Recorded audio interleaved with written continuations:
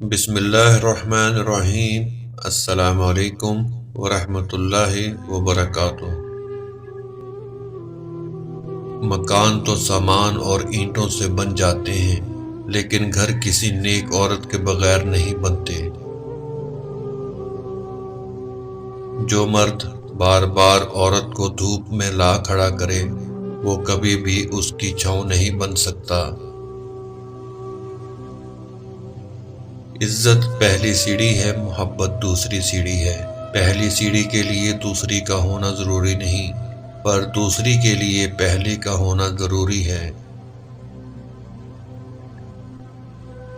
کردار صرف عورت کا ہی نہیں ہوتا، مرد حضرات بھی جب کردار سے گر جائیں تو بد کردار ہی کہلائیں گے۔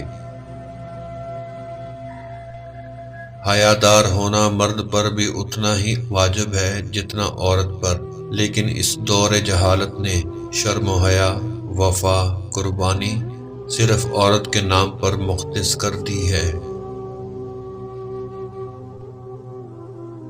وہ تمام لوگ جو گرنے کے بعد پھر کھڑے ہو گئے، انہوں نے اپنے پاؤں نہیں بلکہ اپنے خیالات بدلے تھے۔ قربانی کا اگر مطلب کسی کو معلوم نہیں تو اپنی خواہشوں کی قبروں پر پھول چڑھانا کوئی عورت سے سیکھے۔ ہم کیوں کہتے ہیں کہ صبر کا پھل میٹھا ہوتا ہے؟ پھل پکنے میں بھی تو دیر لگتی ہے۔ جو پھل کیمیکل لگا کر وقت سے پہلے پک جاتے ہیں، ان کا ذائقہ اصل ذائقے جیسا نہیں رہتا۔ جس طرح وقت سے پہلے پکے جانے والے پھل اپنی لذت کھو بیٹھتے ہیں، اسی طرح وقت سے پہلے پوری ہو جانے والی خواہشات کی بھی قدر نہیں رہتی۔ صبر کریں، ان قریب اللہ آپ کو اتنا دے گا کہ آپ راضی ہو جائیں گے۔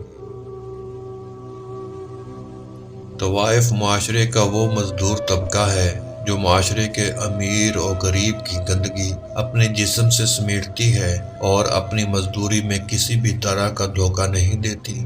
نہ مذہب، نہ مسلک پوچھتی ہے، نہ جھوٹ بولتی ہے اور نہ قسم اٹھا کر قیمت لگواتی ہے۔ معاشرے کی تمام برائیوں کو اپنے اندر سمیٹ کر معاشرے کی ہر گلی کو بدبودار بنانے کی بجائے وہ تمام گند اپنے گھر تک محدود کر لیتی ہے۔